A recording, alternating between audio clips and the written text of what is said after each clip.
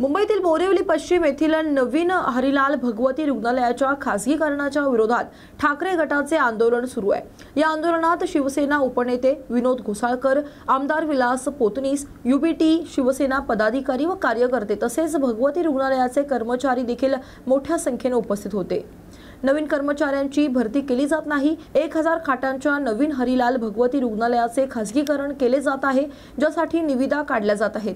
हरिलाल भगवती रुग्णालय यूबीटी शिवसेना आणि महानगरपालिका कर्मचारी कामगार सेनेच्या कर्मचाऱ्यांनी आंदोलन केलं। औषधाची सेवा चालली आहे आणि खासगीकरण करण्याचं मागचं कारण त्यांनाच माहिती, पण आमची सगळ्यांचा तीव्र निषेध आहे खासगीकरणाला।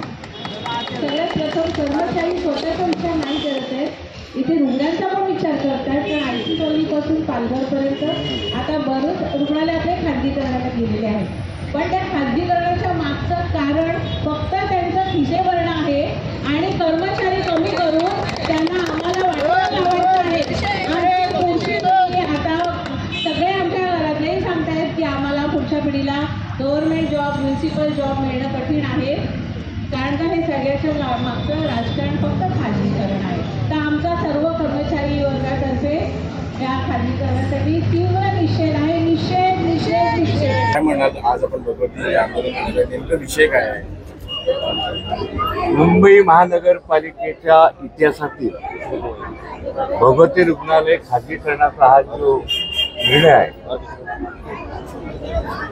तो अतिशय मुंबईकरांच्या दृष्टिकोनातून, मराठी माणसांच्या दृष्टिकोनातून अतिशय खेदजनक आहे आणि त्याचा निषेध करण्यासाठी आम्ही आज इथे उपस्थित आहोत। ह्या रुग्णालयाला 2025 साली जवळजवळ 57 वर्ष झालेली आहेत। हरिलाल भगवती नावाच्या जगाच्या दानशूर व्यक्तीने हा भूखंड रुग्णालयासाठी दिला। 100 किलोमीटर गोरेगाव ते पालघर आता हॉस्पिटल झालेत, पण मी 70, 75, 80चा काळ सांगतो की गोरेगाव ते पालघर या 100 किलोमीटरमध्ये फारसे रुग्णालय नव्हते। आज आहेत, पण त्या काळामध्ये पालघर असू द्या, वापी असू द्या, फारसे रुग्णालय नव्हते। त्यावेळेला एक मोठा आधार या भगवती रुग्णालयाचा होता।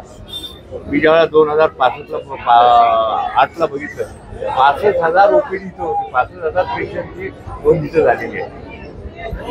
पुन्हा भौगोलिकदृष्ट्या पाहिलं तर हे रुग्णालय किती महत्वाचं आहे, कारण इथे रेल्वेचं जाळं आहे। वसई असू द्या, पालघर असू द्या, ठाणे असू द्या, बोरिवली असू द्या, इथे समुद्रकिनारा आहे, इथे डोंगर आहेत, आदिवासी पाडे आहेत, ठाण्यासारखा आदिवासी भाग आहे, तिथे आत्ता सुविधा होत आहेत। त्या सगळ्यांना हा आधार होता। आणि असं असताना त्यावेळेला 2005 साली या भगवती रुग्णालयाची ज्यावेळेला स्लॅब पडायला लागले, त्यावेळी ते डीनने आम्हाला बोलवलं होतं आणि सांगितलं ह्या भगवती रुग्णालय ची दुरुस्ती करण्याची आवश्यकता आहे, स्लॅब पडतायत, पेशंटला किंवा डॉक्टर नर्सेसला अपघात होण्याची शक्यता आहे।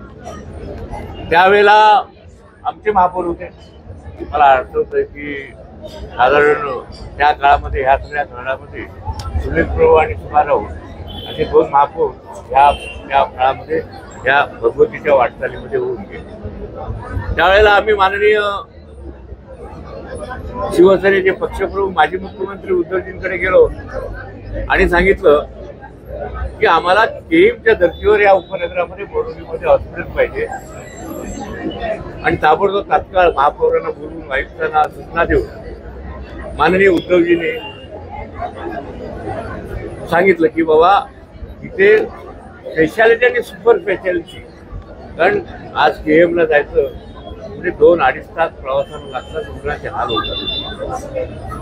आणि झाली मान्यता मिळाली, आयुक्तांनी अनेक मिटिंग घेऊन शेवटी आम्ही शेवटची मिटिंग सर्व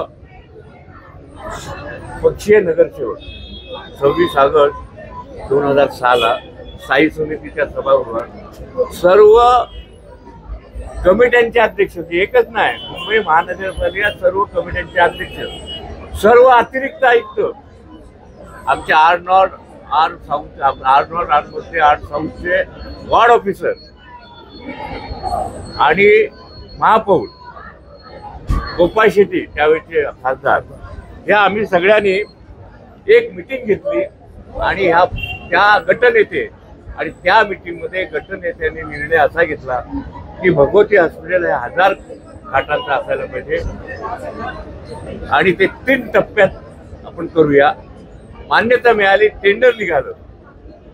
बांधकाम 2012 साली माननीय उद्धवजी साहेब यांनी याचं भूमिपूजन इथं केलं पहिल्या टप्प्याचं.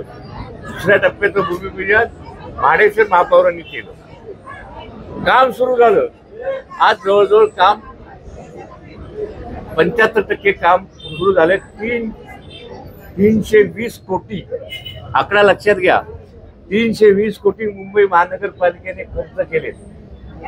इथे नर्सेसची बिल्डिंग आहे, क्वार्टरची, डॉक्टरांसाठी राहण्यासाठी सुद्धा घरं आहेत, त्याची सुद्धा इथे प्रोव्हिजन केलेली आहेत आणि 1000 खाटा. आता हे अचानक ह्या बजेटमध्ये 2024-25च्या बजेटमध्ये 25-26च्या बजेटमध्ये आदरणीय आयुक्तांनी घोषणा केली की हे खाजगीकरणामध्ये घ्यायचं. माझा आयुक्तांना पहिला सवाल आहे की तत्कालीन जे कोणी अधिकारी होते, कमिशनर होते, चेअरमन होते, खासदार होते, आमदार होते, ज्यांचा जो प्रस्ताव सभागृहात मंजूर झालेला आहे, तो तुम्हाला एकट्याला अशी घोषणा करण्याचा अधिकार आहे का पुन्हा सभागृहापुढे आणावा लागतो, अशी माझी माहिती आहे. एक. दुसरं आहे की अशा प्रकारच्या आरोग्य सेवा कारण नसताना खाजगीकरणाचं देण्याचा महानगरपालिकेची जबाबदारी आहे, नैतिक जबाबदारी आहे की त्यांनी जनतेला आरोग्य सेवा पुरवाव्या. ही महानगरपालिकेच्या 1888 कायद्यामध्ये प्रोव्हिजन आहे की त्यांनी महानगरपालिकेने पाणी देणं, शौचालय उभे करणे, रस्ते करणे, सेवा देणे हे महानगरपालिकेचं काम आहे. मग अशा वेळेला कुणी ह्या आयुक्तांना सांगितलं की हे खाजगीकरणाकडे आणि याचं कारण काय हे सुद्धा आम्हाला आयुक्तांकडून माहिती पाहिजे, मुंबईकरांना, आम्हाला लोकप्रतिनिधींना, की तुम्ही हे कशासाठी कुणाच्या सांगण्यामुळे केले, इथल्या एमपीच्या सांगण्यामुळे केलं, मला जाऊन येतोय आणि मी संशय जाहीरपणे व्यक्त करतो. म्हणजे आम्ही तात्कालीन मुंबई शहरातले सगळे लोकप्रतिनिधी, सगळे आयुक्त, सगळे पदाधिकारी आम्ही मूर्ख. हा 57वा वर्ष या भगवती हॉस्पिटल आहे. 2092 साली बॉम्बस्फोट झाले रेल्वे स्टेशन बोरिवलीला. बीडच्या एका शेतकऱ्यानं त्याच्या मागण्यांसह एक आगळी वेगळी निदर्शन केली. तो विधानसभेसमोरील एका झाडावर चढला तर अग्निशमन दलाच्या मदतीनं त्याला वाचवण्यात आलं. धुळेचे आमदार अनुप अग्रवाल शिडीच्या मदतीनं वर गेले आणि त्यांच्याशी बोलून खाली उतरले. त्यांच्या 18 मागण्या आहेत, ज्या गेल्या 11 वर्षांपासून पूर्ण झाल्या नाहीत. या मागण्यांसाठी त्यांनी एकनाथ शिंदे यांची देखील भेट घेतली होती. त्यांच्याकडे धनंजय मुंडे आणि अजित पवार यांच्यासोबत फोटो देखील आहेत.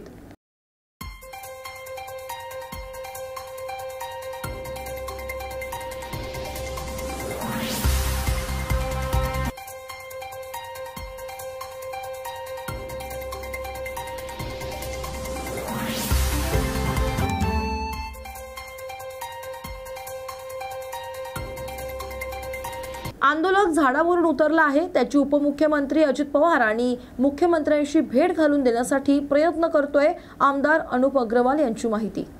आपण खाली या, तर त्यांनी माझं ऐकलं. त्याला आता मध्ये घेऊन जाऊ. अजित दादा आणि मुख्यमंत्र्यांची भेट घालायचं त्या ठिकाणी मी प्रयत्न करतोय. आदरणीय गिरीश भाऊ महाजन आणि आदरणीय जयकुमार भाऊंनाही मी फोन केला आहे, तेही या ठिकाणी येतात. हिंदी में बता दीजिए सर, क्या मामले हैं? 2 तास प्रशासनाला भेटीस करण्यात आलं. हिंदी में बता दीजिए, आप ऊपर गए थे मिलने, क्या मांगे थी, कैसे आपने मनाया? नाही, प्रशासनाचा फेल्युअर नाही म्हणता येणार. आता कोणता एखादा व्यक्ती आला आणि तो चुपचापपणे घरावर चालला, प्रशासनाने पूर्ण यंत्रणा या ठिकाणी लावलेली आपण बघितलीच असेल आणि प्रशासनाने पूर्ण प्रयत्न केला आणि त्या ठिकाणी त्याला उचवायचा प्रयत्न केला. एवढी मोठी क्रेन या ठिकाणी आली, शिड्या लागल्या, सर्व पोलीस अधिकारी आले, फायर फायटरवाले आले, तर या ठिकाणी सर्व लोक आले. आणि मी आल्यानंतर जेव्हा मी इथं गर्दी बघितली तर मी नेमकं त्या ठिकाणी पोहोचलो. मग क्रेनने मी वरती गेलो आणि त्याची समजूत काढून त्याला आज खाली उतरवण्यात आम्ही यशस्वी झालो. आता त्याच्या ज्या 18 मागण्या आहेत त्याच्यात महालक्ष्मी, सरस दिनांक 14 ते 25 डिसेंबर, मोशी पुणे येथील किसान कृषी प्रदर्शन, अशा भरपूर 18 मागण्या आहेत. तर आता त्यांना मध्ये घेऊन जाऊ, मंत्री महोदयांची चर्चा करू आणि त्याच्यावर नक्कीच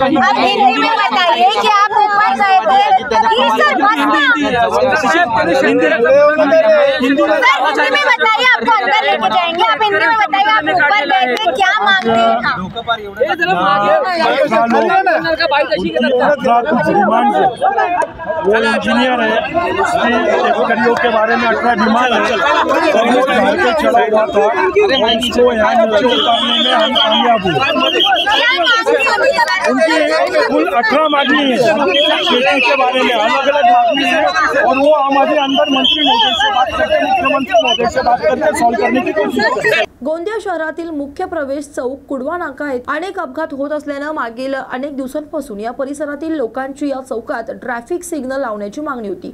या मागणीला दुजोरा देत जिल्हा वाहतूक पोलीस विभागाने पुढाकार घेत या ठिकाणी ट्रॅफिक सिग्नल लावण्यात यश आले. तर या ठिकाणी ट्रॅफिक सिग्नल सुरू झाले.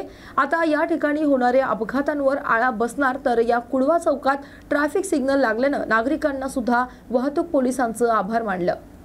गोंदियामधील कुडवा नाका येथे ट्रॅफिक सिग्नलची स्थापना झालेली आहे आणि कुडवा नाका हा गोंदिया शहराचा एक एंट्री पॉईंट आहे आणि सदर ठिकाणी वारंवार अपघात होत होते आणि नागरिकांची मागील 2 वर्षापासून मागणी होती की सदर ठिकाणी ट्रॅफिक सिग्नल असावा.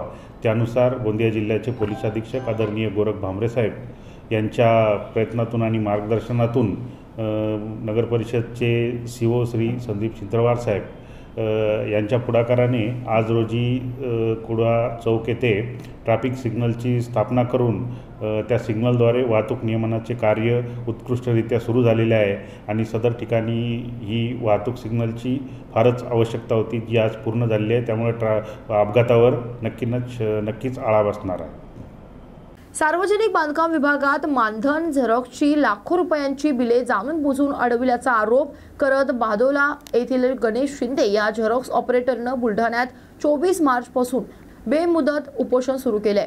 भादोला येथील रहिवासी गणेश शिंदे हे सार्वजनिक बांधकाम विभागामध्ये झेरॉक्स ऑपरेटर म्हणून 2014 पासून मानधन तत्वावर कार्यरत आहेत. त्यांचे जिजाऊ झेरॉक्स सेंटर आहे. कार्यालयीन झेरॉक्स काढण्याकरिता सार्वजनिक बांधकाम विभागाचे टेंडर निघाले होते. ते टेंडर गणेश शिंदे यांनी घेतले. त्यानुसार ते झेरॉक्स काढत होते. एप्रिल 2024 पासूनची झेरॉक्सची बिले सार्वजनिक बांधकाम कार्यालयाकडे थकली असल्यामुळे त्यांनी हे उपोषण केले. गणेश रामधन शिंदे, राहणार भादोला. मी 24 तारखेपासून इथं उपोषणाला बसलो आहे. आज 3रा दिवस आहे. आजपर्यंत कोणताच अधिकारी इथं आलेला नाही आहे आणि माझे इथं ऑफिसला बिल थांबून ठेवलेले आहे. माझे 5.5 लाखाचे बिल इथं ऑफिसला आजपर्यंत त्यांनी थांबून ठेवलेले आहे आणि आजपर्यंत मला कोणतेही बिल दिलं नाही. 2024 पासून माझं बिल 24 मार्चपासून ते 4-5 महिन्याचं बिल बाकी आहे माझं. मी PWD ऑफिसला जॉब करत होतो 14 वर्षापासून. माझे झेरॉक्सचे बिल आहे. माझ्याकडे झेरॉक्सचं टेंडर होतं ऑफिसचं आणि मी तिथं काम बी करत होतो ऑपरेटरचं. त्यांनी माझं बिल 3 महिन्याचं बिल पेमेंट दिलं नाही आणि जे झेरॉक्सचे बिल होते माझे ते पण आजपर्यंत दिलेले नाही. सोलापूर कृषी उत्पन्न बाजार समितीमध्ये सलग 5 वर्ष चेअरमन पदाचा कार्यभार सांभाळणारे माजी पालकमंत्री तथा भारतीय जनता पार्टीचे ज्येष्ठ आमदार विजयकुमार देशमुख यांनी यंदा बाजार समितीची निवडणूक लढवणार नाही असं सांगितलंय. तरी देखील ऐनवेळी ते निर्णय बदलूही शकतात अशी शक्यता त्यांच्या एकूणच बोलण्यावरून वाटते. सोलापूर कृषी उत्पन्न बाजार समितीच्या निवडणुकीची प्रक्रिया 25 मार्चपासून सुरू झाली आहे. मार्केट कमिटीमध्ये निवडणुकीच्या संदर्भात मला काय एवढं इच्छा नाही आहे. पण मला असं वाटत नाही की मी उभारणार आहे, कारण मार्केट कमिटीमध्ये आता जो मतदान आहे तो मतदान शेतकऱ्यांसाठी मतदान नाही आहे. मतदान प्रक्रियेमध्ये बदल केल्यामुळं आता जो मतदान होणार आहे सोसायटी व तसंच ग्रामपंचायत यांचे सदस्यांचं मतदान होणार आहे. या सगळ्या मतदानामध्ये आपण ग्रामीण भागातले जास्त मतदान असल्यामुळं, पूर्वी कसं शहरी भागातलेही मतदान जास्त प्रमाणात शेतकरी लोकांना मतदान असल्यामुळं त्यामुळं उभारलो होतो, पण ग्रामीण भागातले जास्त मतदान असल्यामुळं माझी इच्छा नाही.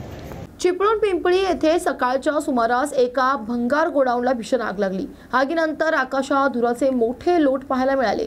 दरम्यान पोपळी जलविद्युत प्रकल्प, MIDC आणि चिपळूण नगर परिषदेच्या बंबाच्या सहाय्यानं आगीवर नियंत्रण मिळवण्यात यश आलं.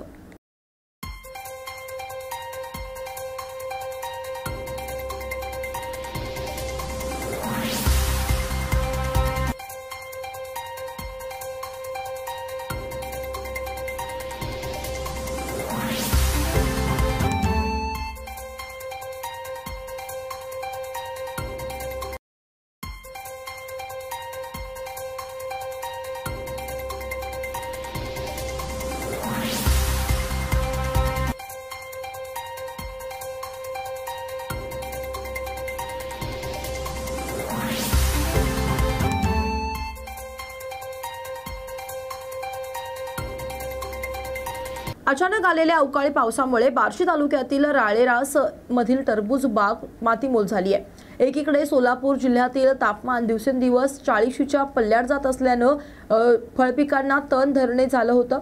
त्यात अचानक आलेल्या पावसामुळे टरबूज बाग निस्तराभूत झाली आहे. बार्शी तालुक्यातील राळेरास मधील शेतकरी मोतीबुवा गोसावी यांच्या साधारण 1 एकर टरबूजाला याचा आर्थिक फटका बसलाय. काय सांगाल, मागच्या 2 दिवसापासून अवकाळी पाऊस या ठिकाणी येतोय, तुमचं टरबूजाचं क्षेत्र आहे, किती एकर क्षेत्र आहे, किती येणं अपेक्षित होतं, किती खर्च केलाय आणि काय सध्या स्थिती आहे? शेती खर्च केला आहे, 1 एकर कलिंगड लावलेला आहे सगळे, पण त्यात काही फायदा नाही झाला ना पावसानं. त्याचा खर्च सुद्धा निघालेला नाही. पाऊस वारा कावदन हे सगळं असल्यानं नुकसान होऊन गेले ना शेताचं, की एवढा मोठा खर्च करून काय उपयोगच नाही त्याचा झाला.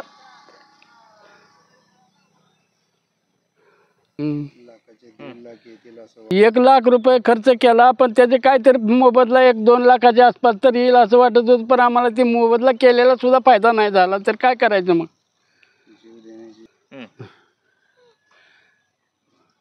आता करायचं, एवढा मोठा खर्च करून काय उपयोग नाही झालेला. त्याचा खर्च तर निघाला पाहिजे. आम्हाला ही करायची पाळी आली निसर्गामुळे, याच्यामुळे ते वातावरणानं.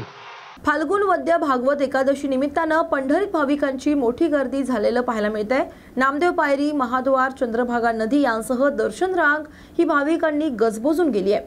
विठुरायाच्या दर्शनासाठी 3 ते 4 तासांचा कालावधी लागत असून तर मुखदर्शनासाठी 1 तासांचा कालावधी लागतोय.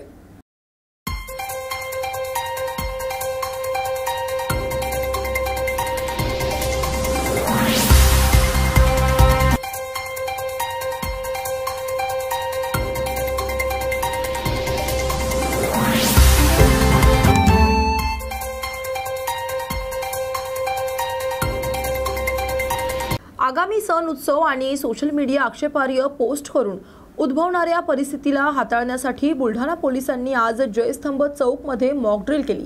दंगा काबू पथकाने मॉक ड्रिल करत अनेकांचे लक्ष आपल्याकडे वेधलं.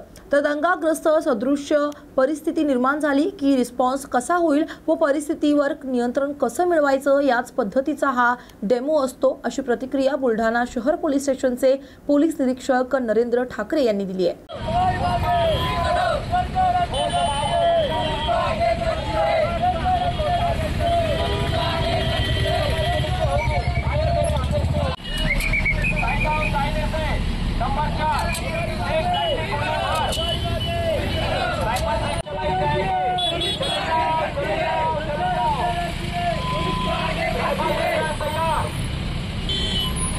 राज्याच्या उन्हाळ्याच्या तीव्रतेत मोठी वाढ झाली असून नागरिक त्रस्त झाले. याचा नागरिकांच्या आरोग्यावरती परिणाम होऊ नये यासाठी नागरिकांनी काळजी घ्यावी असं मनपा आरोग्य अधिकारी यांनी आवाहन केलंय. तर 50 बेडचे कक्ष स्थापन करण्यात आले असून आरोग्य विभाग सज्ज झालाय. मात्र महत्त्वाच्या कारणास्तव घराबाहेर जावे, सुती कपडे परिधान करावे, पाणी जास्त प्रमाणात प्यावं असं आवाहन करण्यात आलंय. काय सांगायचं, सध्या उन्हाचा पारा वाढत आहे, याबद्दल नागरिकांनी काय काळजी घ्यावी आणि कशा पद्धतीने? हीट वेव्हच्या दृष्टीने प्रतिवर्षीप्रमाणे आम्ही 50 बेडचं सुसज्ज असं मेल्ट्रॉन येथे कक्ष वैद्यकीय उपचार कक्ष स्थापन केलेला आहे.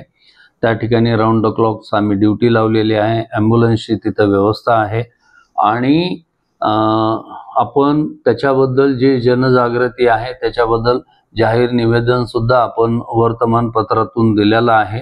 नागरिकांना मेनली त्यांनी जी घ्यायची काळजी आहे, उन्हाच्या दुपारी 12 ते 4च्या दरम्यान अननेसेसरी खूपच काम असेल तरच घराच्या बाहेर पडायचं आहे. उन्हामध्ये अनवॉन्टेड फिरायचं नाही आहे. लूज सुती कपडे घालायचे, पाणी जास्तीत जास्त प्यायचं आहे आणि तसं जर काही जाणवू लागलं तर ताबडतोब प्रत्येक एरियामध्ये आपला महानगरपालिकेचा दवाखाना आहे, आपला दवाखाना आहे, आरोग्यवर्धिनी आहेत. म्हणजे सध्या 73 महानगरपालिकेच्या OPDs आणि हॉस्पिटल या शहरामध्ये चालू आहेत. ऑलमोस्ट सर्व एरियामध्ये आहे, सगळीकडे मेडिसिन उपलब्ध आहे. तर तिथं वैद्यकीय अधिकाऱ्यांना कन्सल्ट करून त्या पद्धतीने उपचार करून घेणं गरजेचं आहे. रायगड जिल्ह्यातील खालापूर पोलीस ठाणे येथे उपविभागीय पोलीस अधिकारी विक्रम कदम यांच्या विशेष उपस्थितीत आगामी सण उत्सव निमित्तानं खालापूर पोलीस ठाणे हद्दीतील मोहल्ला कमिटी, शांतता कमिटी आणि पोलीस यांच्या बैठकीचं आयोजन करण्यात आलं. पुढील काही दिवसात तर महिन्यात विविध सण उत्सव होणार असल्यानं पोलीस ठाणे हद्दीत शांतता अबाधित राहावी याकरिता उपस्थित सदस्य यांना मार्गदर्शन करण्यात आलं. बाजारात काहीतरी आणायला निघाला आणि तो त्या गल्लीतनं जाणार असेल तर आई वडिलांना काळजी वाटते व माझा पोरगा व्यवस्थित येईल ना, तिथं गाडीला कट लागल्या म्हणून कोणासोबत भांडण तर झाली नसतील ना. आणि ही परिस्थिती आणायची नसेल तर मग आपल्याला काय करायला पाहिजे? शांतता कमिटी संदर्भात जो शासन निर्णय बऱ्यापैकी कम्युनिटी सेन्सिटिव्ह एरिया आहे, आपल्याला आपले PSI 2 वर्ष राहतील, सगळे अधिकारी 2 वर्ष असतात. तुमच्या कितीतरी पिढ्या या खालापूर तालुक्यात राहिलेल्या आहेत. आपली येते की त्यांनी निर्भीडपणे कुठल्या एरियामध्ये जावं, कुठल्याही पद्धतीने त्यांनी फिरावं, कुठल्या दुकानावरून सामान. छत्रपती संभाजीनगरमध्ये शेतकऱ्यांनी अहोरात्र कष्ट करून पिकवलेल्या मालाला योग्य दर मिळवून देण्यासाठी कृषी उत्पन्न बाजार समितीत काम करत असते. या बाजार समितीच्या माध्यमातून सरकारकडून कुठलाही पैसा न घेता शेतकऱ्यांना मदत केली जाते. मात्र याच कृषी उत्पन्न बाजार समितीवर महानगरपालिकेने कुठलीही पूर्वकल्पना नोटीस न देता कारवाई केली आहे. या ठिकाणी प्रमुख उपस्थिती असलेले बाजार समितीचे संचालक सन्माननीय रामबाबा शेळके, सन्माननीय कन्हैयालाल जायसवाल, कीर्तिशाही संचालक, उपस्थित आमचे बाजार समितीचे सेक्रेटरी सन्माननीय शिरसाट साहेब. आजच्या पत्रकार परिषदेच्या या ठिकाणी जी आयोजित केली, छत्रपती संभाजीनगर बाजार समितीच्या वतीनं मी सभापती म्हणून राधाकिशन पठाडे आपल्याशी संवाद साधतोय. अनेक दिवसापासून महापालिका आणि बाजार समिती याच्यात मालमत्ता कर कुठल्याही प्रकारचं नियोजन न करता अंधाधुंद पद्धतीनं नोटीस देणं बाजार समितीला. मागच्या वेळेसही अशीच नोटीस 11 कोटी 33 लाखाची दिली. नंतर ती असेसमेंट करून 2 कोटी 59 लाखापर्यंत दिली. ह्या नोटीस चुकीच्या होत्या म्हणून आमची याचिका हायकोर्टात अपील केलेलं होतं, परंतु कोर्टानं ते रिजेक्ट केलं. आणि रिजेक्ट केल्यानंतर बाजार समितीनं आपलं महानगरपालिकेनं आम्हाला नोटीस दिली की 10 कोटी रुपये टॅक्स 2 दिवसात भरा. खरं तर कायदेशीर न्यायाच्या दृष्टीनं एखादं अपील हे झाल्यानंतर त्याला वेळ द्यावा लागतो, 15 दिवस 7 दिवस. महापालिकेला असं वाटलं काय कोणी झगडले पडेल आणि चावी लावायचे आणि मोजून द्यायचं, अशा पद्धतीनं त्यांनी कारवाई केली. त्या कारवाईचा या ठिकाणी आम्ही निषेध करतो आहे. खरं तर कृषी उत्पन्न बाजार समिती शेतकऱ्यांना पिकवलेला माल त्यांना योग्य दर मिळवून देणं, त्यांना व्यवस्था उभी करून देणं, आणि हे सगळं करत असताना आपण कुठंही शासनाकडून कुठलाही 1 रुपया न घेता बाजार समितीनं स्वतःच्या उत्पन्नावर त्या जमिनी खरेदी करणं, शेतकऱ्याला सुविधा देणं, काय अनुषंगिक सगळा खर्च बाजार समिती स्वतःच्या याच्यावर भागवत असते. आणि पाठीमागं इतक्या आत्याताईनं त्यांनी ऑफिसला कुलूप लावली, लॉक केलं आहे, सील केलं आहे. शेतकऱ्याचे जे शेल लावले हे बी सील केले. आमचा वाद, आमचा जो रेग्युलर टॅक्स आहे बाजार समितीचा तो पूर्णपणे भरलेला आहे, तो रेग्युलर आहे. ज्या 2 विषयाचा वाद आहे मोकळ्या जागेचा, आता मोकळी जागा नाहीच आहे आमच्याकडं, तर टॅक्स कुठून लावता, प्रश्न हा एक.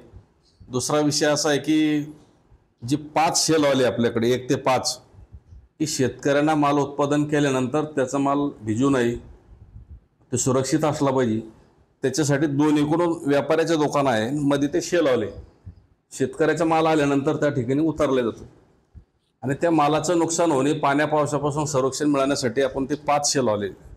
आणि ह्या शेल हल्ला जे टॅक्स लावला त्याला आमचा विरोध आहे की ते सार्वजनिक उपक्रमासाठी, तिथं आम्ही बाजार समिती शेतकऱ्याकडून बी 1 रुपया घेत नाही, व्यापाऱ्याकडून बी घेत नाही, आम्ही कसा टॅक्स भरायचा, हा आमचा प्रश्न आहे त्यांना. आणि पाठीमागं सन्माननीय महामहिम राज्यपाल त्यांच्या अध्यक्षतेखाली इथं बैठकही झाली ती पाठीमागं, त्याला आयुक्त बी होते, त्यांनी कबूल बी केलं होतं की हा जो 5 शेल हॉलचा टॅक्स आहे तो आम्ही कमी करून देऊ. आता प्रश्न असा आहे की त्यांचा असा इगो या ठिकाणी झाला आहे की बाजार समितीच्या 10 एकर जाग्यामध्ये त्यांनी अनधिकृत त्या ठिकाणी ST डेपोची बिल्डिंग बांधली आणि त्याचा हट्ट धरला की ती आमच्या नावावर करून द्या. ही संस्था आहे आणि त्या हे सगळं करण्यासाठी आम्हाला जर चुकीचं वाटत असेल तर आम्ही कसं करणार आहे.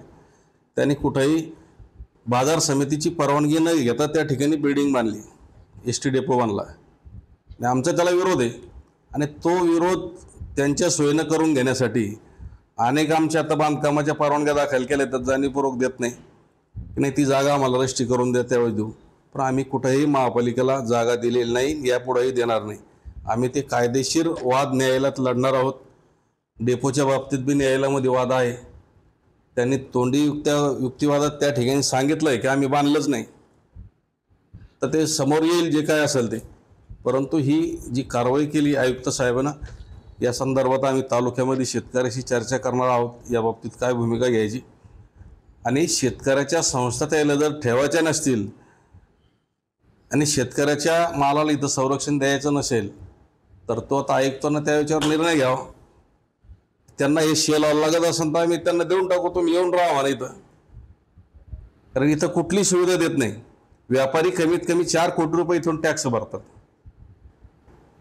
व्यापारी टॅक्स भरतात ना, व्यापाऱ्याला काय सुविधा आहे, बाजार समितीला काय सुविधा आहे, इथं पाणी आहे, लाईट आहे, त्यांची सुविधा काहीच नाही, साफसफाई नाही. साधा इथं शेतकऱ्याचा अनेक रात्री इथं येऊन जनावरं माल खातात, कोणवडा देत नाही, अशा अनेक गोष्टी आहेत त्या ठिकाणी. ठीक आहे, ते काही हरकत नाही, आम्ही आमच्या याच्यावर करतोय. परंतु हे करत असताना ह्या ज्या शेतकऱ्यासाठी सुविधा आहे याच्यामध्ये आम्हाला सूट द्यावी अशी आमची मागणी होती त्यांना. ते न करता त्यांनी हे ऑफिस बंद केलं आहे आणि बाजार समितीच्या 53 एकर जागेवर आरक्षण टाकलं आहे. तिकडं बिल्डर संघ हातमिळवणी करायची, बिल्डराचं आरक्षण बाजार समितीवर टाकायचं.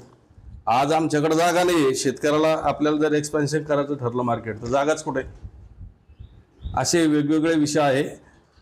आम्ही त्यांना यापूर्वी निवेदन दिलेलं आहे. यानंतर आम्ही मुख्यमंत्री आणि राज्याचे उपमुख्यमंत्री त्यांच्याशी याबाबत चर्चा करणार आहोत. त्यांचा काय निर्णय येईल आणि हे जे महापालिकेच्या विरोधात आम्ही न्यायालयात दाद मागणार आहोत. तर तुम्ही आता टॅक्स त्यावेळेस लावला होता, मग तो असेसमेंट करून त्यांनी 2,59,00,000 दिला. पण आता 2,59,00,000 आता का सहजूक 662 झाला, तो त्यांचंच पत्र आहे आमच्याकडे. सर, दुसरा एक विषय असा आहे तर तुम्ही आता उल्लेख केला का ST डेपोसाठी त्यांनी आमच्या जमिनीवर बिल्डिंग बांधली. ज्यावेळेस त्यांनी बिल्डिंगचं काम चालू केलं त्यावेळेस तुम्ही ऑब्जेक्शन घेतलं, विरोध केला. त्यांनी दादागिरीने बांधली, तिथं फोर्स पाठवला, आमच्या कर्मचाऱ्याला मारहाण केली. याबाबत पालकमंत्र्यांशी आणि महामहिम आताचे राजस्थानचे जे राज्यपाल आहेत बोललो, आम्ही त्यांच्याशी बोललो, आज बोलणं झालंय फोनवर. बाकीच्या गोष्टी आता होतील पुढं. सर, दोन्ही संस्था नागरिकांना सुविधा देण्यासाठी नागरिकांच्या सेवेसाठी आहे, तरी पण दोन्हीमध्ये वाद निर्माण होतो. यामध्ये नागरिकांची कुचंबना होते असं वाटतं? नाही, नागरिकापेक्षा त्या ठिकाणी शेतकऱ्याचे होणार आहे. महत्त्वाचं शेतकरी रात्रंदिवस कष्ट करून आणणारा माल त्याला जर योग्य ठिकाणी या ठिकाणी मिळाला नाही आणि सगळ्या शहराला भाजीपाला किंवा अन्नधान्य पुरवणारं बाजार समिती एक मार्केट आहे या ठिकाणी. आता त्यांचं काय, त्यांना इगो हार्ड झालेलं आहे किंवा त्यांच्या डोक्यात काय कल्पना आहे त्यांना माहीत, ते त्यांनाच विचारलं पाहिजे. आता त्यावर आपण बोलू नये, पण आम्हाला तर तसं वाटतंय. इथं 53 करोड आरक्षण टाकलं, याच्यावर काय वाटतं तुम्हाला? आम्ही सांगायची थोडीच गरज. आरक्षण 53 करोड आरक्षण टाकलं, याबाबत आता ऑब्जेक्शन घेतलं असेल? इथं घेतलं होतं, नाही काढलं ना. आम्ही पुन्हा मंत्रालयात ऑब्जेक्शन घेतलं. उद्या हायकोर्ट आहे. मुळातच ही जागा कमर्शियल ॲक्टिव्हिटीसाठी संपादन आहे. इथं आरक्षण टाकता कामच नाही. काल नोटीस दिली ना, आज सील लावलंय. काहीच नाही, रात्र दिली. आमची लोकल बॉडी आहे. इथं एखादा निर्णय घेताना आम्हाला आमच्या संचालक मंडळाला नोटीस द्यावं लागते 7 दिवस अगोदर. त्यांना बोलावं लागतं, त्यांच्याशी चर्चा करावं लागते. जसं त्यांनी असं दिलं की मी एकटा मालक घेतं, म्हणजे मी चेकवर सही करून द्यायची आणि यांनी घेऊन जायचं. इथं काय बॅलन्स शीट. आम्ही जे हे बांधकामं करतोय, लोकांकडून गाळेधारकाकडून पैसे वसूल करून त्यांना गाळे लिजवर देऊन त्यामधून हे कामकाज होतंय. इथं काही सरकार 1 रुपया देत नाही. आणि त्यांना असं वाटतं की बाजार समितीला खूप पैसे. इथं आम्ही सुविधा देतो. बाजार समिती कुठंही प्रॉफिट कमावणारी संस्था नाही. पहिली गोष्ट. नाही, व्यापाऱ्याला टॅक्स व्यापारी भरतात ना त्या ठिकाणचा टॅक्स. जो मधला ओपन पेज आहे तो टॅक्स आहे हा. लक्षात आलं तुमच्या? शेतकऱ्याचा माल आल्यावर त्या शेडमध्ये पडतो. 2 साईडला व्यापाऱ्याच्या दुकान आहे. व्यापारी त्यांचा टॅक्स भरतात. हा टॅक्सचा वाद तो आहे. बाकी आमचा ऑफिस झालं, हे झालं, रेग्युलर आहे टॅक्स आमचा. आणि तो मोकळ्या जागेचा त्याने जो आवाजचा सव्वा लावला होता, तो टॅक्स ऑलरेडीच कमी केला होता. तो पुन्हा त्यांनी जसंच तसं दिलं. तुम्ही आता उल्लेख केला की महानगरपालिका काही सुविधा पुरवत नाही. काहीच नाही.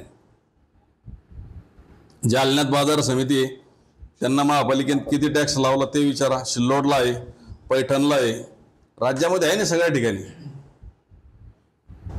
बऱ्याच ठिकाणी टॅक्सच लावले जात नाही बाजार समितीला. छत्रपती संभाजीनगरच्या सिल्लोड येथील 5 वर्षांचा अनिश पठाण नावाचा चिमुकला हा पालकांसोबत घाटी रुग्णालयात आला. पालकांनी सांगितल्याप्रमाणे त्याला श्वास घेण्यास त्रास होत होता. तपासणी केली असता त्याच्या गळ्यात कॉइन अडकलेलं पाहायला मिळालं. मुलांच्या पालकांशी चर्चा करून डॉक्टरांनी ऑपरेशन केलं असता यावेळी 1 नव्हे तर तब्बल 2 कॉइन असल्याचं लक्षात आलं. यामुळे हे ऑपरेशन करणं थोडं किचकट होतं. सर्व डॉक्टरांच्या सहाय्यानं अथक प्रयत्न करून अखेर मुलाच्या गळ्यातील 5 व 2 रुपये किमतीचे 2 कॉइन काढण्यात आले. नमस्कार, मी डॉक्टर अदीब हुसेन, सहाय्यक प्राध्यापक कान नाक घसा विभाग, शासकीय वैद्यकीय महाविद्यालय छत्रपती संभाजीनगर. 21 तारखेला आरिश पठाण 5 वर्षाचा मुलगा सिल्लोडपासून आमच्याकडे कॅज्युअल्टीला आला होता. त्याची कंप्लेन होती की त्याला गिळायला त्रास होत होता.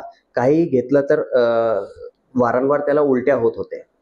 आम्ही इन्व्हेस्टिगेशन केलं आणि हिस्ट्री विचारली तर आम्हाला असं रिपोर्टमध्ये दिसलं की त्याच्या घशामध्ये 1 कॉइन अडकलेली आहे. नंतर पेशंटने आम्हाला सांगितलं की 1 नाही 2 कॉइन्स आहे. ही इन्फॉर्मेशन आम्ही त्याचे वडिलांपासून कन्फर्म पण करून घेतली. तर त्याचे वडील पण म्हटले आम्हाला की 2 कॉइन असण्याची शक्यता आहे. तर आम्ही आता मुलाचं वय खूप कमी आहे, 5 वर्षाचा आहे, तर त्याच्यासाठी आम्ही दुर्बीणद्वारे शस्त्रक्रिया करण्याचा निर्णय घेतला. मी आमचे विभाग प्रमुख डॉक्टर सुनील देशमुख सरांना इन्फॉर्म केला. सरांनी मला म्हटलं की ऑपरेशन करावं लागेल, दुर्बीणद्वारे ऑपरेशन करावं लागेल. साधारणतः रात्री 1 वाजता आम्ही पेशंटला ओटीमध्ये घेतलं.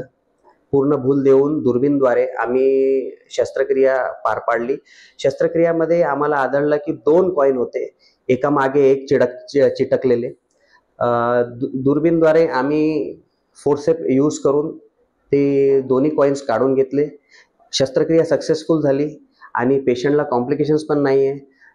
पेशंट आता ओरल फीड्स पण घेत आहे. पेशंट एकदम स्टेबल आहे आणि आम्ही आता त्याला डिस्चार्ज करण्याचा प्लॅन करतो. याच्यामध्ये सगळ्यात अगोदर तर आमचे डीन सरांचा आभार मानतो मी, डॉक्टर शिवाजी सुक्रे सरांचा. नंतर माजी विभाग प्रमुख डॉक्टर सुनील देशमुख सर यांनी मला ही संधी दिली. ही खूप रेअर शस्त्रक्रिया आहे. साधारणतः आम्ही साधारणतः एकच कॉईन अडकलेली असते नॉर्मली पीडियाट्रिक पॉप्युलेशनमध्ये, पण याच्यामध्ये 2 कॉईन्स होते एका मागे. आणि नंतर माझे सहयोगी प्राध्यापक सर डॉक्टर केचे sir, doctor Sonali madam, doctor Shailesh Nikam sir, माझी ॲनेस्थेशियाची team doctor Gayatri Tadvarkar madam हे, आणि माझे इकडे जे 2 कॉईन होते, एक 5 रुपीजचा आणि एक 2 रुपीजचा. आता अगोदर मी दुर्बीण टाकून बघितलं तर दोन्ही कॉईन चिटकलेले होते.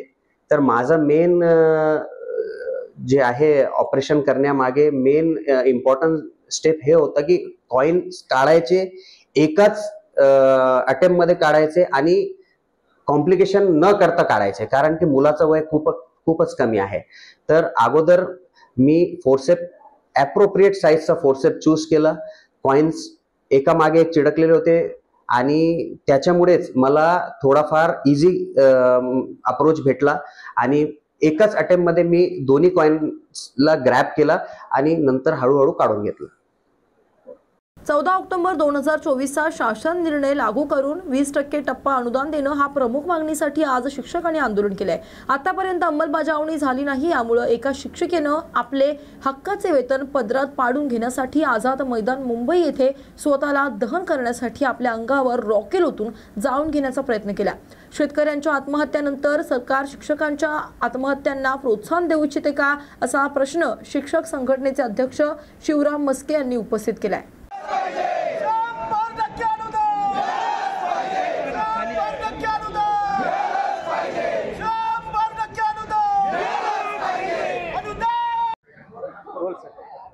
या ठिकाणी आज शिक्षक समन्वय संघ तथा मुक्ता शिक्षक संघटनेच्या माध्यमातून शिक्षण उपसंचालक कार्यालयाला अंशतः अनुदानित बांधवांनी 24 ऑक्टोबर 2024च्या शासन निर्णयानुसार 14 ऑक्टोबर 2024च्या शासन निर्णयानुसार सर्व शाळांना, घोषित शाळांना तातडीनं वाढीव टप्प्याचा निधी द्यावा या मागणीसाठी मोठ्या संख्येनं आज उपसंचालक कार्यालयाला या ठिकाणी घेराव टाकण्यात आलेला आहे. खरं तर शिक्षण उपसंचालक कार्यालयानं आमच्या आक्रोशित भावना, आमच्या अतिशय तीव्र भावना या शासनाला कळवल्या पाहिजेत. शासनाला सांगितलं पाहिजेत की बाबा आता जर आम्ही यांचा प्रश्न निकाली काढला नाही तर परळीचे जे आमच्या धनंजय नागरगोजेनं जशा प्रकारची आत्महत्या केली तशी आत्महत्या किंवा आत्मदहन करण्याशिवाय आमच्याजवळ कुठलाही पर्याय शिल्लक राहणार नाही. आपल्या माध्यमातून आम्ही शासनाला सांगू इच्छितो, जर उद्यापर्यंत, कारण उद्यापर्यंत अधिवेशन आहे, उद्यापर्यंत जर शासनानं आमचा विषय निकाली काढला नाही तर उद्या दुपारी 3च्या नंतर आमच्या पैकी काही जण या ठिकाणी आत्मदहन करणार आहेत. हा इशारा या माध्यमातून आम्ही शासनाला देऊ इच्छितो.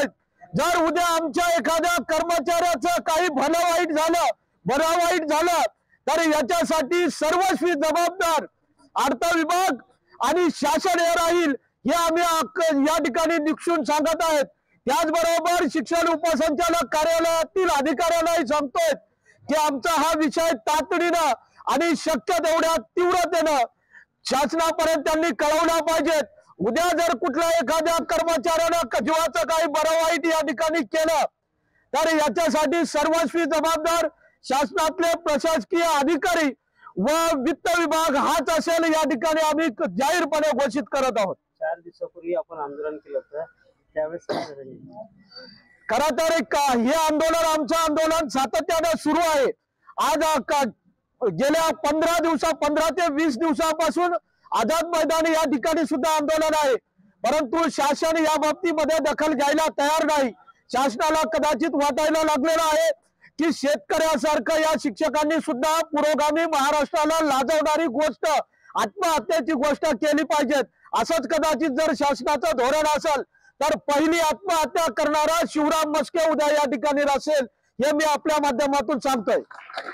समग्र शिक्षाच्या दिव्यांग मुलांसाठी काम करणाऱ्या समावेशित शिक्षण विभागामार्फत जिल्ह्यातील 0 वयोगटापासून तर अंगणवाडी तथा इयत्ता 1 ते 12वी मध्ये शिक्षण घेणाऱ्या अस्थिव्यंग मुलांसाठी शस्त्रक्रिया पूर्व तपासणी शिबिर बाई गंगा रुग्णालयात आयोजित करण्यात आलं। या शिबिरात नागपूर येथील प्रसिद्ध अस्थिरोग तज्ञ डॉक्टर विराज शिंगाडे हे या रुग्णालयात मोफत शस्त्रक्रिया करणार आहेत। समग्र शिक्षाच्या समावेशित शिक्षण विभागामार्फत जिल्ह्यातील दिव्यांग मुलांना विविध प्रकारच्या सेवा दिल्या जातात। आता ही स्पॉट खूप याला हेमिप्लेजिया असं म्हणतात, म्हणजे मेंदूचा हा भाग तिचा डॅमेज झाला, त्याच्यामुळे हा हात आणि हा पाय तिचा बरोबर काम करत नाही।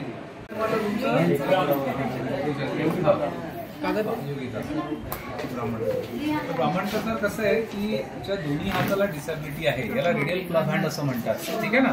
म्हणजे दोन्ही हात तिचे जन्मतः जे आहे ते असे बनलेले आहेत, तिथलं हे हाड जे आहे तिचं प्रॉपर बनलेलं नाहीये। आपण हे हाड थ्रू आम्ही गेल्या 20 वर्षापासून गोंदिया जिल्ह्याला आम्ही सर्व्हिस देतोय। इनफॅक्ट आम्ही ऑल ओव्हर इंडियामध्ये कॅम्प्स कंडक्ट करतो आणि ही जी लोकोमोटर डिसेबिलिटीचे बाळं जी असतात त्यांना आम्ही मग सर्जिकल इंटरव्हेन्शन आणि बाकी पण त्यांना रिहॅबिलिटेशनचं जे वेगवेगळ्या गोष्टी लागतात ते प्रोव्हाइड करायचा प्रयत्न करतो। आजचा कॅम्प जो आहे तो इथे गव्हर्नमेंटचं जे RBSK आणि सर्वशिक्षा अभियान जे आहे त्याच्या अंतर्गत आणि डिस्ट्रिक्ट इंटिग्रेशन सेंटर जे आहे यांचं DIC यांच्या माध्यमाने आम्ही पूर्ण गोंदिया जिल्ह्यातले जेवढे मुलं डिसेबल्ड बाळ आहेत लोकोमोटर डिसेबिलिटीचे त्यांना आम्ही आज स्क्रीन करतो आहे। जसं ही बाळ आहे फॉर एक्झाम्पल, हिला स्पास्टिक हेमिप्लेजियाचा प्रॉब्लेम आहे, त्याच्यामध्ये हिला डिफॉर्मिटी आहे, तर ह्या डिफॉर्मिटीला आम्ही त्यानुसार मग ऑपरेशनमध्ये करेक्ट करणार, राईट। सेकंड स्टेजला त्याच्यानंतर यांना या बाळांना लॉंग टर्ममध्ये फिजिओथेरपी आणि बाकी सगळ्या गोष्टी लागतात। शासनाचे वेगळे जे उपक्रम असतात त्याच्यामध्ये पण आम्ही त्यांना इन्कॉर्पोरेट करायचा प्रयत्न करतो की त्या लोकांनी याचा फायदा घेतला पाहिजे। आणि त्याच्यानंतर ह्या मुलांना जेवढेच मुलं स्क्रीन होतील ऑपरेशन करता त्यांना आम्ही नागपूरला बोलवणार, त्याच्यामध्ये जे ट्रॅव्हल अरेंजमेंट आणि बाकी जे आहे तिथलं शासनातर्फे आणि यांच्या डिपार्टमेंटतर्फे केल्या जाईल आणि बाकी मग त्यांना पूर्ण लागणारा सर्जरीचा खर्च आणि पूर्ण सगळं आम्ही बेअर करतो, सगळं right from the surgical interventions, त्याच्यानंतर त्यांना लागलेले साहित्य साधने, फिजिओथेरपी आहे, बाकी सगळ्या गोष्टी आम्ही त्यांना तिथे प्रोव्हाइड करतो आणि त्यांना मग परत मग इथले जे सेंटर्स आहेत त्याच्यामध्ये मी प्रोग्राममध्ये त्यांना इन्कॉर्पोरेट करायचा आम्ही प्रयत्न करतो। आणि 18 वर्षापर्यंत मुलांना आम्ही टॅकल करतो, being a paediatric age group, ह्या मुलांना आम्ही इन्कॉर्पोरेट करायचा प्रयत्न करतो। सदर कॅम्पमध्ये आम्ही 0 ते 18 वयोगटातील जे लोकोमोटिव्ह डिसेबिलिटी म्हणजे ज्या मुलांना जन्मजात किंवा जन्मजातच्या नंतर हाडाचा त्रास असते, चालण्यामध्ये, बोलण्यामध्ये किंवा त्यांच्या दैनिक क्रियामध्ये जे त्यांना त्रास असते त्याच्या शस्त्रक्रिया करून किंवा त्यांना फिजिओथेरपी देऊन किंवा त्यांना जे मॅनेजमेंट लागते तज्ज्ञांच्या मार्गदर्शन सूचनांनुसार ते संबंधित हे कॅम्प ठेवण्यात आलेले आहे। सदर कॅम्प हे नागपूरचे आमचे शिंगाडे पेडियाट्रिक हॉस्पिटल DIC आणि RBSK या संयुक्त विद्यमानापणे DICमध्ये ठेवण्यात आलेले आहे। सदर मुलामध्ये आमची जी संख्या होती आम्ही अपेक्षित केलेले होते ते 97 ते 100 मुलं आणण्यासाठी। सदर स्क्रीनिंगमध्ये त्यांना काही मुलांना शस्त्रक्रियाची गरज आहे, काही मुलांना साहित्य साधनाची गरज आहे आणि काही मुलांना फिजिओथेरपीची गरज आहे। जिल्हा परिषद गोंदिया RBSK आणि DIC यांच्या संयुक्त विद्यमानाने अंगणवाडीमध्ये शिक्षण घेणारे आणि 1ली ते 12वीमध्ये जिल्ह्यात जे असे मुलं आहेत लोकोमोटर डिसेबिलिटी ज्याला आपण अस्थिव्यंग म्हणतो, ज्यांना जन्मापासून त्यांच्या हाडामध्ये डिफॉर्मिटी आलेली आहे, त्यामुळे त्यांना दैनंदिन जीवन व्यतीत करण्यात अडचणी येतात, त्यांच्या शस्त्रक्रिया आपण जर लगेच केल्या तर त्यांना त्यांचं जीवन सुकर होऊ शकतं। याकरता माननीय CO साहेबांच्या मार्गदर्शनात नागपूर येथील प्रसिद्ध वाल अस्थिरोग तज्ञ डॉक्टर विराज शिंगाडे यांच्या हॉस्पिटलमध्ये हा मोफत शस्त्रक्रिया सर्व होणार आहेत। 99 विद्यार्थी आपल्या जिल्ह्यातले आपण स्क्रीनिंग करता आज निवडले होते, यांची सर्व टीम आलेली आहे। ते 2 स्वतः डॉक्टर आहेत, त्यांचे फिजिओथेरपिस्ट आहे, त्यांचे असिस्टंट डॉक्टर आहे, एक्सरे टेक्निशियन आहे आणि यामध्ये सर्व जिल्हा रुग्णालय, बाई गंगाबाई रुग्णालय आणि RBSKची सर्व टीम आणि सर्व शिक्षा अभियानची टीम यांनी चांगल्या प्रकारे 100% मुलांच्या उपस्थिती ठेवली आणि आत्ता 99 पैकी जवळपास 44 ते 45 मुलांचं शस्त्रक्रियेसाठी निवड झालेली आहे। ती यांच्या शस्त्रक्रिया नागपूरला होणार आहेत। शस्त्रक्रिया पूर्ण मोफत होतील। शस्त्रक्रियेचा, ओटीचा, औषधांचा, साहित्य साधनांचा, त्यानंतर पोस्ट ऑपरेटिव्ह जे आहे कोणत्याच प्रकारचा खर्च आपल्याला लागणार नाही। फक्त आपल्याला त्या मुलांचा आणि पालकांचा येण्या जाण्याचा खर्च आपल्याला भागवायचा आहे। याकरता माननीय मुख्य कार्यकारी यांच्या मार्गदर्शनात ही कारवाई संपूर्ण या 2 महिन्यात पूर्ण केली जाणार आहे। 110च्या वर मुलं पूर्ण जिल्ह्यातून आलेले आहेत त्यापैकी काही मुलांना शस्त्रक्रियेची गरज नाही किंवा शस्त्रक्रिया होत नाही, त्यांना फिजिओथेरपी, निरंतर फिजिओथेरपी आज इथे सांगितलेलं आहे आणि ते जवळच्या सेंटरला किंवा इथेसुद्धा DICला KTSला फिजिओथेरपीला त्यांना आपण कंटिन्यू सांगितलेलं आहे. आणि बाकी जे मुलं शस्त्रक्रियेसाठी सिलेक्ट झालेले आहेत त्यांची टप्प्याटप्प्यानं नागपूरला शस्त्रक्रिया होणार आहे.